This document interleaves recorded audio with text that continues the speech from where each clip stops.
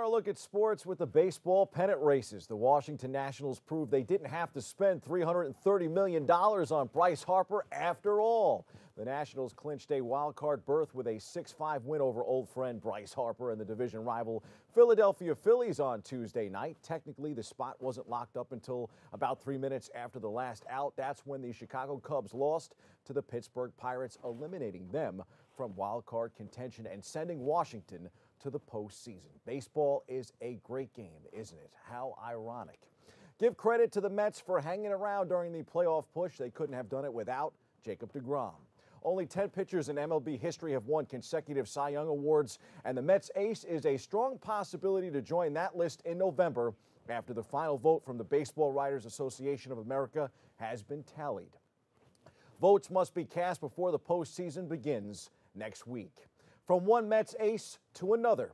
The Mets have been around since 1962, but they've had only 2 retired players' numbers. That changed on Tuesday. Jerry Koosman's number 36 will join Tom Seaver's 41 and Mike Piazza's 31 to never be worn again in Queens. The organization said there's a good chance more commemorations are coming, which could be good news for players such as Gary Carter, Keith Hernandez, Dwight Gooden, Darryl Strawberry, and David Wright. I think there's a good chance you see deGrom there someday, too.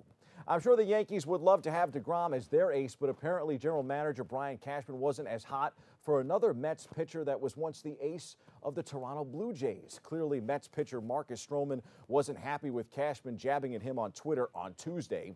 Not long after Cashman told Yahoo Sports that part of the reason the Yankees didn't acquire Stroman before the trade deadline was that he believed Stroman would end up in their bullpen for the playoffs. Stroman went on a tear. At one point, he tweeted a graphic comparing his stats to those of the Yankees starting pitchers. That's what you just saw.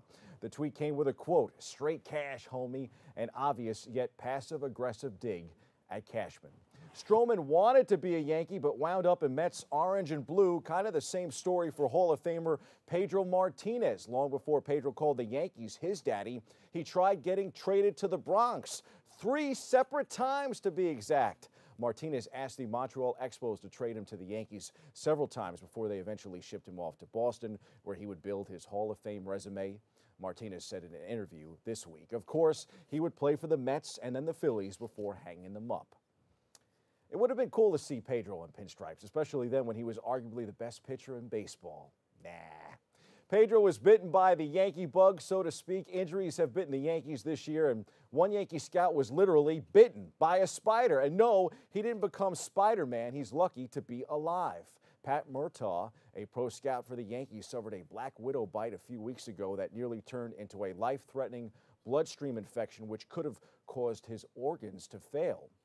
But not even an emergency surgery derailed the scout, who has nearly 30 years of experience from doing his job as the Yankees pursue their 28th World Series title. Following surgery, Murtaugh went right back to work and was scouting another minor league game later that night. Back to work. Well, not if you're Andre Iguodala. With less than a month until the start of the 2019-2020 NBA regular season, there is no end to the Iguodala saga in sight, to the chagrin of most LA Laker fans. While the Memphis Grizzlies no longer expect the 35-year-old forward to report to training camp, according to reports, they're still not interested in negotiating a buyout with Iggy. Instead, the Grizzlies have informed Iguodala that they're going to try and trade him, even if it takes until the trade deadline in February. NBA camps open this weekend. Our BronxNet cameras will be at Brooklyn Nets training camp today. We'll have a full report on Monday morning's open. Time for some quick hitters in the NFL. The 0-3 New York Jets have the bye this week. They return next Sunday in Philadelphia for a 1 p.m. kickoff. Meanwhile, Danny Dimes and the New York Football Giants square off against 0-3 Washington this Sunday in the Meadowlands. Rookie quarterback Daniel Jones will make his regular season home debut against the Skins at 1 p.m.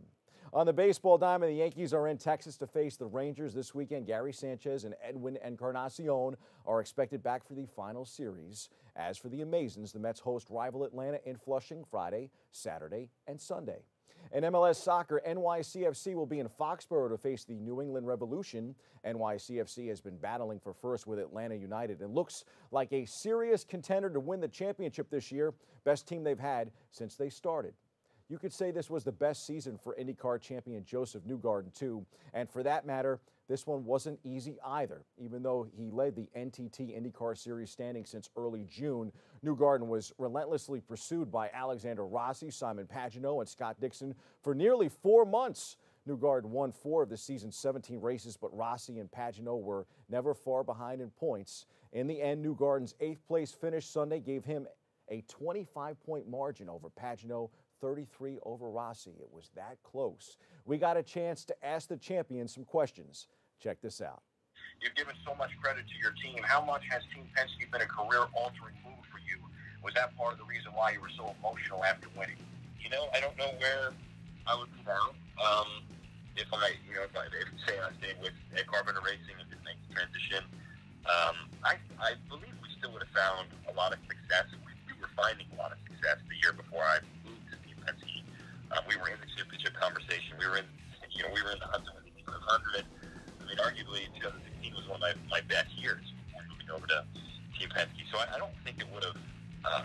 I don't know. It's impossible to say how different it would have been, but you can't deny that Team Penske is the benchmark. They are the team that everyone targets.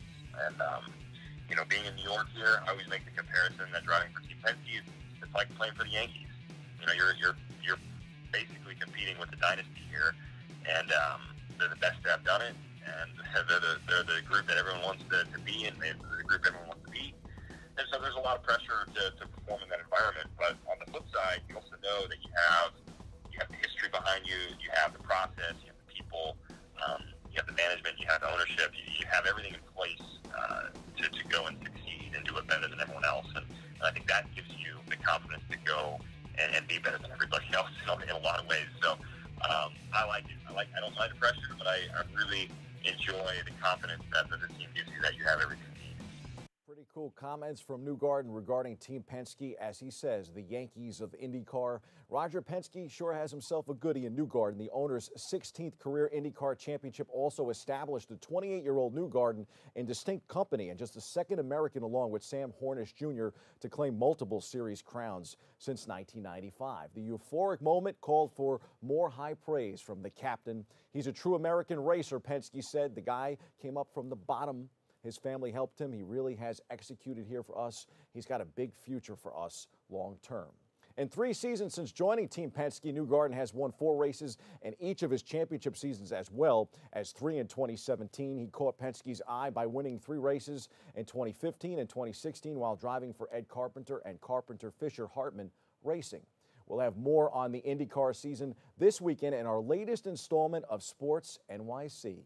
Those are the headlines. We hit the C-list for the heartfelt sports story of the week.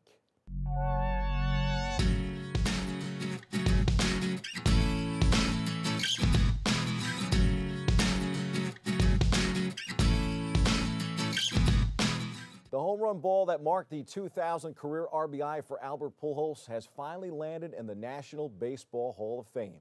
Eli Hides, the Detroit Tigers fan who wound up with the ball at Comerica Park on May 9th, at first decided that he wanted to keep it. Then, after a few days, he narrowed it down to giving the ball to either Pujols or the Hall of Fame. Last month, Hides made his choice and hand-delivered the ball to Cooperstown. He received nothing in return, despite offers from suitors, including one for $50,000 and the Los Angeles Angels. The ball is significant because Pujols became only the 3rd player in history to drive in 2,000 or more runs in a career, joining Hank Aaron and Alex Rodriguez. Rather than take criticism on social media for keeping the ball or profiting from selling it, Hides instead donated it.